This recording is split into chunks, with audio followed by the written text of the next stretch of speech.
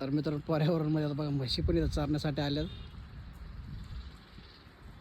नागदेवता इथं बसलेले आहेत आपले. आता बघा त्यांना अडवून नाही गेला पाहिजे, बाकीची काय अडचण नाही आहे. तर आपण त्याला जाऊन देणार नाही, कारण म्हशीला तो ॲक्टिव्ह होऊ शकतो. पायंदळी आला तर म्हशीला पण चावू शकतो, त्यामुळे आपण त्याला जाऊन देणार नाही आहे तिकडं. तर आपण त्याला 5-10 मिनिटं टार्गेट करून इथं थांबवणार आहे.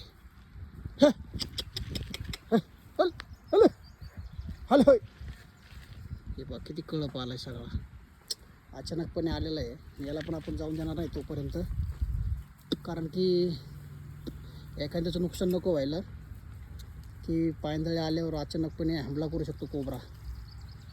हे पाहतो मी, त्यासाठी आपण त्याला पूर्ण काळजीपूर्वकच लांब गेल्याशिवाय त्यांना जाऊन देणार नाही इथून. आणि त्यांचा रोजचा रूटच दिसतो आहे म्हशीचा, आणि नेमकं आपण पण आलो आहे. त्याचे मालक पण नाही त्याच्या पाठीमागं कोणीच. बघा चारण्यासाठी सोडलेले आहेत म्हशी.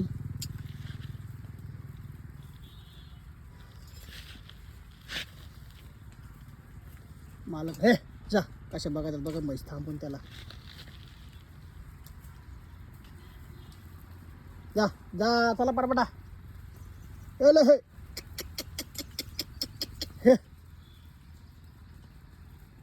हे बघा कसं वळून बघत त्यांना. आता त्याला पण कळालं आहे की अशा प्रकारे शेतकऱ्यांनी आणि म्हशीवाल्यांनी काळजी घ्या, कारण जंगलामध्ये असे जनावरं असतात ते साप सोडलेली.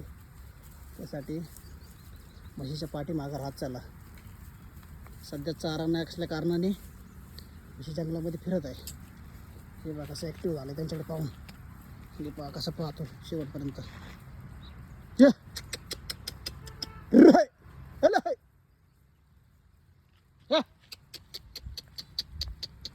आपण जर इथून गेलो असतो तरी एखाद्या म्हशीच्या पायाखाली साप आला असता. चला देवाने चांगली बुद्धी दिली तर थांबायची, म्हणून थांबलोय. आता पूर्णपणे म्हशी लांबपर्यंत गेलेल्या आहेत, त्यामुळे भीती पूर्ण टाळलेली त्यांची. हे पहा, आता नागदेवाला एकच विनंती आहे, तुम्ही पण जा. हे बघा मालक पण नाही म्हशी मागं, आणि म्हशी पण आपण पूर्ण लांबपर्यंत जाऊन दिलेले आहेत. आता काही टेन्शन नाही राहिलेलं आहे, ते त्याच्या हिशोबाने चाललेलं आहे बिचारा. हे पहा निघाला.